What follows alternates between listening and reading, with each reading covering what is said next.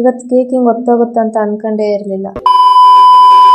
Hi ಎಲ್ರಿಗೂ. ಪಕ್ಕದ room friend ನಮ್ಮ ರೂಮಲ್ಲಿ ಬಂದು ಕೇಕ್ ಮಾಡ್ತಿದ್ಲು. ಯಾಕಂದ್ರೆ ಅವ್ರ ರೂಮಲ್ಲಿ ಒಬ್ಬ ಹುಡುಗಿದ ಬರ್ಡೇ ಇತ್ತಂತೆ.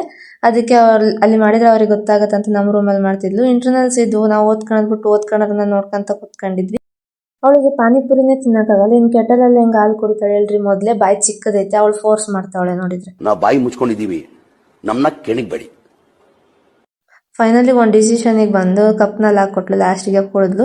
ಕೇಕ್ ಮಾಡ್ತಾಳೆ ಅಂತ ಗೊತ್ತಾದ ತಕ್ಷಣ ಇವ್ರು ನೋಡ್ರಿ ಎಲ್ರು ಹೆಂಗ್ ಬಂದು ನಿಂತ್ಕೊಂಡವ್ರೆ. ಅವ್ರು ಹೋಗ್ಲಿ, ಇವಳು ನೋಡ್ರಿ ಟೇಬಲ್ ಮುಂದೆನೆ ಕುಂತವಳೆ ಸೀದಾ 2 ಪೀಸ್ ಬೇಕೇ ಬೇಕು ನನಗೆ ಅಂತ.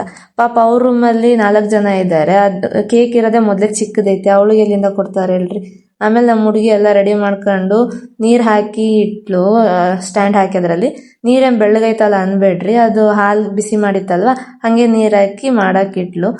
ಲಾಸ್ಟಿಗೆ ಕೇಕ್ ಹಿಂಗ್ ಬಂತು. ಅದೇನ್ ಒತ್ತೋಗಿಲ್ಲ, ಓರಿಯೋ ಬಿಸ್ಕಿಟ್ ಐತಲ್ವಾ ಅದಕ್ಕೆ ಕಪ್ಪಿ.